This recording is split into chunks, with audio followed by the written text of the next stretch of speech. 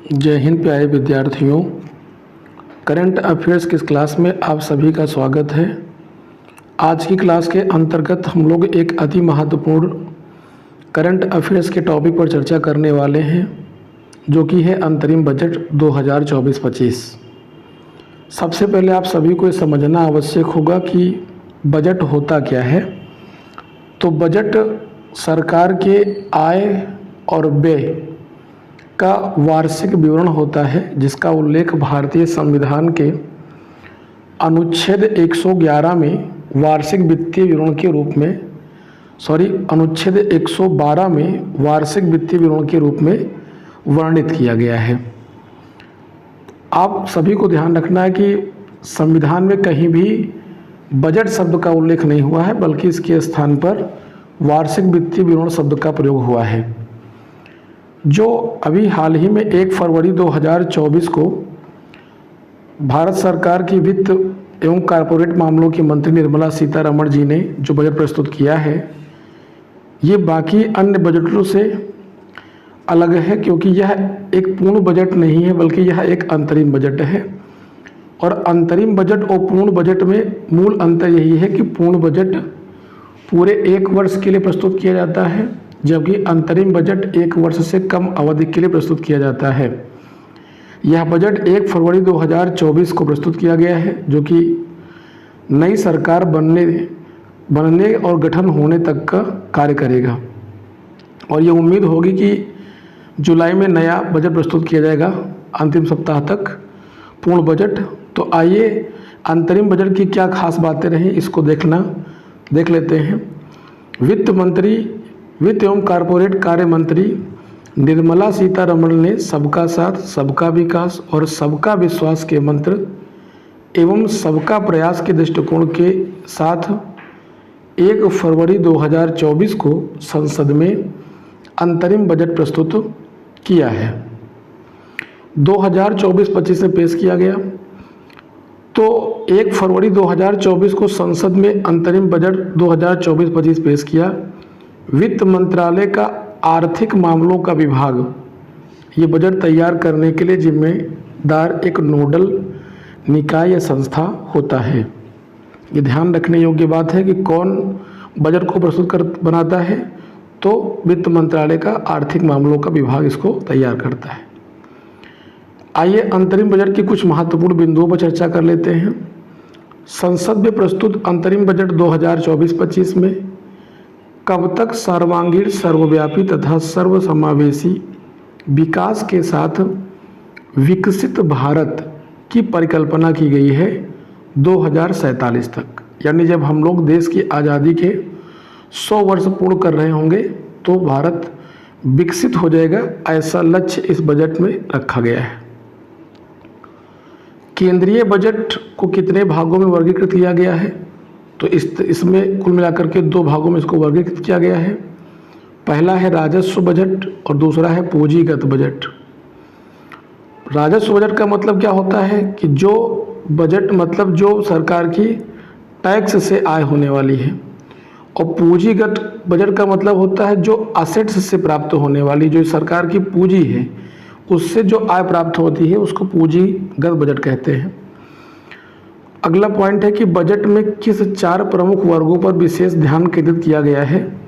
तो इसमें मुख्य रूप से 4 बिंदुओं पर ध्यान केंद्रित किया गया है। एक गरीब वर्ग पर, दूसरा महिला वर्ग, तीसरा युवा वर्ग और चौथा हमारे अन्नदाता किसान वर्ग पर विशेष ध्यान केंद्रित किया गया है इस अंतरिम बजट में। बजट 2024-25 में उधारी के अतिरिक्त कुल प्राप्तियां और कुल व्यय रहने का अनुमान है। तो कुल प्राप्तियां लगभग 30.8 लाख करोड़ रुपए, जबकि कुल व्यय 47.66 लाख करोड़ रुपए रहने का अनुमान लगाया गया है। कर प्राप्तियां कितना रहने का अनुमान है, तो 26.02 लाख करोड़ रुपए कर प्राप्तियां रहने का अनुमान लगाया गया है। तो कुल कितनी कर प्राप्तियां प्राप्त होंगी, लगभग 26.02 लाख करोड़ रुपए। वर्ष 2024-25 में राजकोषीय घाटा जीडीपी का कितना प्रतिशत रहने का अनुमान है? 5.1% रहने का अनुमान लगाया गया है। संशोधित राजकोषीय घाटा 2023-24 के लिए सकल घरेलू उत्पाद का कितना प्रतिशत है? तो ये 5.8% रखा गया है। वर्ष 2024-25 में राजस्व घाटा सकल घरेलू उत्पाद का कितना प्रतिशत रहने का अनुमान है? तो कुल मिलाकर के 2% सकल घरेलू उत्पाद का, यह राजस्व घाटा सकल घरेलू उत्पाद का यानी जीडीपी का 2% रहने का अनुमान है। वर्ष 2024 में जेंडर बजट के तहत कुल आवंटन 3 लाख करोड़ रुपए है, जो कि कुल व्यय का लगभग कितना परसेंट है? ये 6.5% होगा। यह पिछले वर्ष के जेंडर बजट की तुलना में लगभग कितने परसेंट की इस बार वृद्धि हुई है? तो इस बार लगभग 40% की वृद्धि है पिछले वर्ष की अपेक्षा। स्टार्टअप को दी जाने वाली कर छूट कब तक बढ़ा दी गई है? तो 31 मार्च 2025 तक इसको बढ़ा दिया गया है। रक्षा, सड़क परिवहन, रेल एवं ग्रामीण विकास मंत्रालय को बजट में कितने रुपए आवंटित किए गए हैं? तो कुल मिलाकर के 6.2 लाख करोड़ रुपए रक्षा के लिए, 2.78 लाख करोड़ रुपए सड़क परिवहन के लिए, 2.55 लाख करोड़ रुपए रेल के लिए और 1.77 लाख करोड़ रुपए ग्रामीण विकास मंत्रालय के लिए प्रदान किए जाने का निर्णय लिया गया है। अगला प्रश्न है कि मनरेगा को बजट 2023-24 के 60,000 करोड़ रुपए की तुलना में वित्त वर्ष 2024-25 में कितनी धनराशि आवंटित की गई है? तो कुल मिलाकर के 86,000 करोड़ रुपए की धनराशि आवंटित की गई है। आयुष्मान भारत पीएमजय यानी प्रधानमंत्री जन आरोग्य योजना आयुष्मान भारत को बजट 2023-24 के 7200 करोड़ रुपए की तुलना में वित्त वर्ष 2024-25 में कितनी धनराशि आवंटित की गई है? तो इस वर्ष 7500 करोड़ रुपए की धनराशि प्रदान की गई है, जो पिछले वर्ष की अपेक्षा इस वर्ष 300 करोड़ रुपए अधिक है। ध्यान रखें कि जब भी अधिकांशतः यही प्रयास किया जाता है कि बजट जो पिछले वर्ष किसी भी योजना के लिए दिया गया है धनराशि, उससे बढ़कर के ही उसको दिया जाए। सौर ऊर्जा ग्रिड को बजट 2023-24 के 4970 करोड़ रुपए की तुलना में वित्त वर्ष 2024-25 में कितनी धनराशि आवंटित की गई है? तो 8500 करोड़ रुपए की धनराशि इस बार आवंटित की गई है। यहाँ पर एक लिस्टिंग दी गई है जो कि बजट का सार है। इसमें 2 प्रकार की टेबल्स बनाई गई हैं। एक 2023-24 संशोधित अनुमान है ये, जो कुछ करोड़ रुपए में दिया गया है, और बजट 2024-25 का बजट अनुमान है जो कि करोड़ रुपए में दिया गया है। तो आप लोगों को बता दें कि सबसे पहले हम लोग बात करने वाले हैं यहाँ पर राजस्व प्राप्तियों की। अगर कुल राजस्व प्राप्तियों की बात करें तो कुल मिलाकर के 26,99,713 करोड़ रुपए 2023-24 में संशोधित अनुमान में रखा गया है, जबकि यह अनुमान 24-25 के लिए 30,01,275 करोड़ रुपए का है। अगर इसमें हम राजस्व प्राप्तियों में कर राजस्व की बात करते हैं तो 2023-24 में यह 23,23,918 करोड़ रुपए हो जाता है, जबकि 24-25 के लिए यह 26,01,574 करोड़ रुपए निर्धारित किया गया है। कर भिन्न राजस्व के लिए 3,75,795 करोड़ रुपए, जबकि 2024-25 में यह 3,99,701 करोड़ रुपए अनुमानित होगा। अगर हम बात करें पूंजीगत प्राप्तियों की तो कुल पूंजीगत प्राप्ति 2023-24 का जो अनुमान है वो 17,90,273 करोड़ रुपए है, जबकि यह 2024-25 के लिए 17,00,00 64,994 लाख करोड़ रुपए है। ऋणों की वसूली कितनी होगी? 26,000 करोड़ रुपए और 2024-25 के लिए 29,000 करोड़ रुपए यह अनुमानित है। अन्य प्राप्तियों की बात करें तो 23-24 में 30,000 करोड़ रुपए और 24-25 में 50,000 करोड़ रुपए अनुमानित है। उधार और अन्य देवताओं से 2023-24 में अनुमान 17,34,773 करोड़ रुपए का था, जबकि इस 2024-25 के लिए यह कम हो गया है, 16,85,494 करोड़ रुपए अनुमानित है। कुल प्राप्तियों की यदि बात करें तो 44,90,486 2023-24 के लिए, जबकि 2024-25 के लिए यह 47,65,768 लाख करोड़ रुपए होगा। कुल व्यय की बात करें तो 2023-24 में 44,90,486 करोड़ रुपए और 24-25 में यह 47,65,768 करोड़ रुपए होगा। राजस्व खाते पर 2023-24 के लिए 35,40,239 लाख करोड़ रुपए, जबकि 2024-25 के लिए 36,54,657 लाख करोड़ रुपए होगा। ये ब्याज भुगतान की यदि बात करें तो इसका अनुमान लगभग 10,55,427 करोड़ रुपए है और 24-25 के लिए यह 11,90,440 लाख करोड़ रुपए होगा। पूंजीगत खाते के सृजन एवं सहायता के अनुदान की बात करें तो ये 3,21,190 करोड़ रुपए होगा, जबकि 2024-25 के लिए 3,85,582 लाख करोड़ रुपए होगा। पूंजी खाते पर जो अनुमान लगाया गया है वो 9,50,246 और 2024-25 के लिए 11,11,111 करोड़ रुपए का अनुमान है। प्रभावी पूंजी में 12,71,436 करोड़ रुपए, जबकि 24-25 के लिए यह 1,49,66,093। इसको आप देख लीजिएगा, इकाई, दहाई, सैकड़ा, हजार, 10,000, लाख, 10 लाख, यानी 14,96,693 करोड़ रुपए का अनुमान लगाया गया है 2024-25 में। राजस्व घाटे की यदि बात करें तो ये 8,40,527 अनुमान है।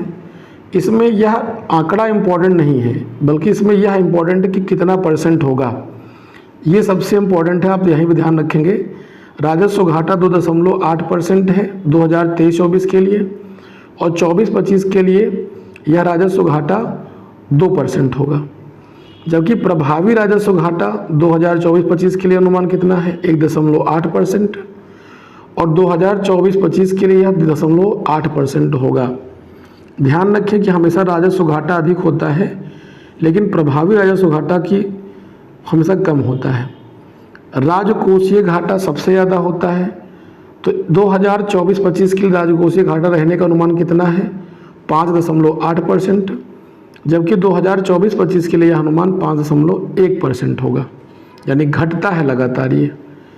प्राथमिक घाटे का जो अनुमान है 2023-24 के लिए 2.3% है, जबकि 2024-25 के लिए यह 1.5%, यानी इस बार भी इसमें कमी हुई है।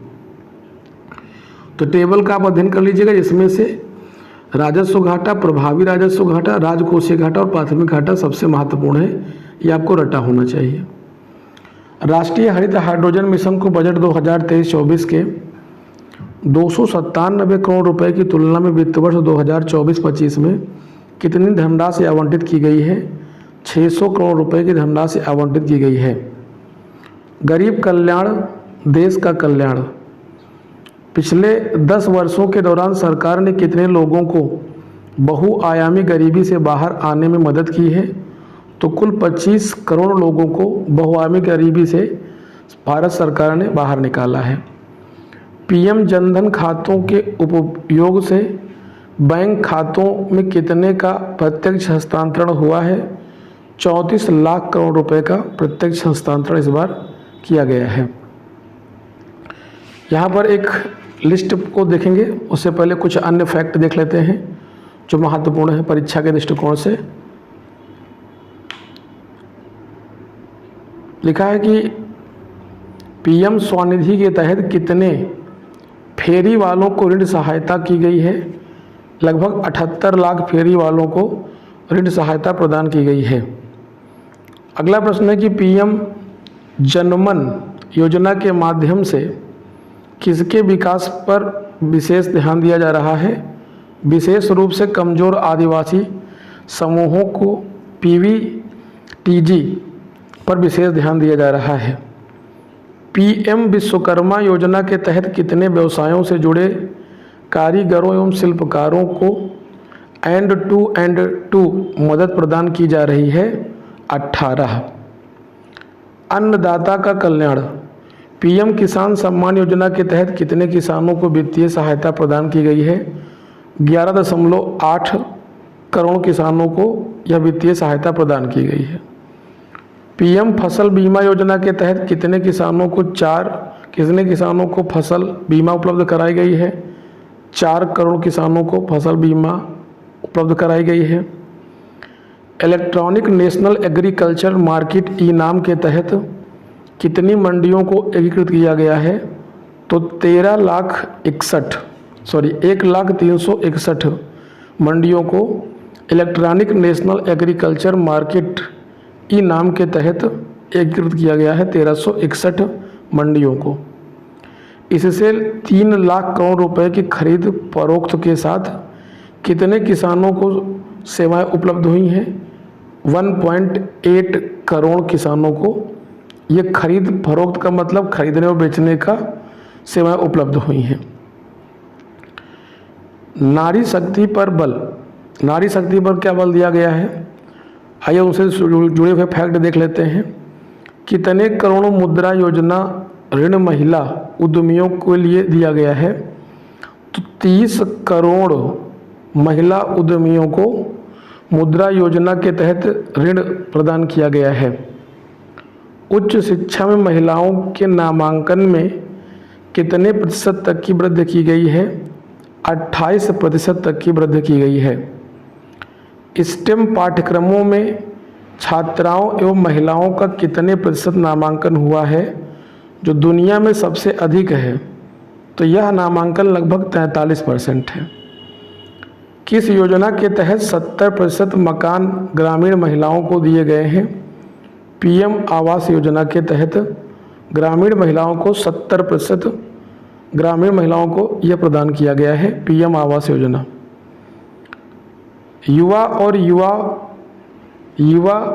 युवा या अमृत पीढ़ी कौन सी पहल गुणवत्तापूर्ण शिक्षण, समग्र और सर्वांगीण व्यक्तियों का पोषण करती है।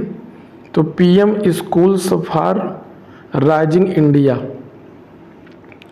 किस मिशन के तहत 1.4 करोड़ युवाओं को प्रशिक्षित किया गया। 54 लाख करोड़ को उन्नत और पुनः कुशल बनाया गया और 3000 नए ITI स्थापित किए गए हैं। कौशल भारत मिशन। पीएम आवास योजना ग्रामीण। छत और सौर प्रणाली लगाने से कितने परिवार हर महीने 300 यूनिट तक निःशुल्क बिजली प्राप्त कर सकेंगे। 1 करोड़ परिवार। प्रत्येक परिवार को सालाना कितने रुपए की बचत होने का अनुमान है। 15,000 से 18,000 रुपये। कृषि एवं खाद्य प्रसंस्करण। प्रधानमंत्री किसान संपदा योजना से कितने किसान लाभान्वित हुए हैं। लगभग 38 लाख किसान लाभान्वित हुए हैं। इससे रोजगार के कितने अवसरों का सृजन हुआ है। लगभग 10 लाख। किसके औपचारिकीकरण योजना से 2.4 लाख स्व सहायता समूहों SHG और 60,000 लोगों को ऋण सुविधा प्राप्त करने में मदद मिली है। प्रधानमंत्री सूक्ष्म खाद्य प्रसंस्करण उद्यम। अगले प्रश्न पर बात कर लेते हैं। अगला प्रश्न क्या है, यहाँ पर केंद्रीय राजस्व एवं व्यय के बारे में बताया गया है। इसमें बताया गया है कि पैसा कहाँ आता है और कहाँ जाता है। रुपया आता कहाँ से है। तो ध्यान रखें कि सबसे ज़्यादा 28 पैसे। यहाँ पर थोड़ा सा डल हुआ है, लेकिन आप लोग नोट जब बनाइएगा इसकी, तो हम बोल दे रहे हैं तो आप नोट्स बना लीजिएगा। यहाँ से क्वेश्चंस बार बार पूछे जाते हैं, ये महत्वपूर्ण बात है।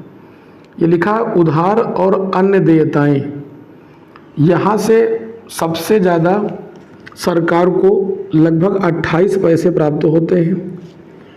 आयकर से 19 पैसे प्राप्त होता है। जीएसटी और अन्य कर से लगभग 18 पैसे प्राप्त होते हैं। निगम कर से 17 पैसे प्राप्त होते हैं। कर भिन्न प्राप्तियों से 7 पैसे जो टैक्स नहीं यानी पूंजीगत लाभ होता है। इसके अलावा केंद्रीय उत्पाद शुल्क से 5 पैसे प्राप्त होते हैं। सीमा शुल्क से 4 पैसे और ऋण भिन्न पूंजी प्राप्तियों से 1 पैसे। तो ये क्रम से लिखे गए हैं, जिसमें सबसे ज़्यादा नंबर 1 पर उधार एवं देयताएं, नंबर 2 पर आयकर 19%, परसेंटेज कहें या पैसे कहें बात वही हो गई। और जीएसटी और अन्य कर पर लगभग है 18% पैसे और निगम कर पर 17 पैसे। तो ये आप 3 और ये 4 नंबर कम से कम याद रखिएगा, इम्पोर्टेंट है ये। अब देख लेते हैं कि अगला महत्वपूर्ण बिंदु है कि रुपया जाता कहाँ का, खर्च कहाँ होता है ये। तो सबसे ज़्यादा अगर उधार लेंगे तो सीधी सी बात है कि सबसे ज़्यादा उसका ब्याज वगैरह देना पड़ेगा हमें, तो प्राप्त होता है उधार से, तो सबसे ज़्यादा पैसा खर्च होता है ब्याज अदायगी में, लगभग 20 पैसे। करों और शुल्कों में राजस्व का हिस्सा, ये भी लगभग 20 पैसे जाता है। तो दूसरा स्थान पहले और दूसरा 20-20 पैसे करों एवं शुल्कों में राजस्व का हिस्सा जो होता है, भारत सरकार लगभग 20% ये भी देती है। केंद्रीय क्षेत्र की योजनाओं में 16 पैसे खर्च करती है। केंद्रीय प्रायोजित योजनाएं में 8 पैसे खर्च करती है। और वित्त आयोग और अन्य अंतरण से 18 पैसे खर्च होते हैं।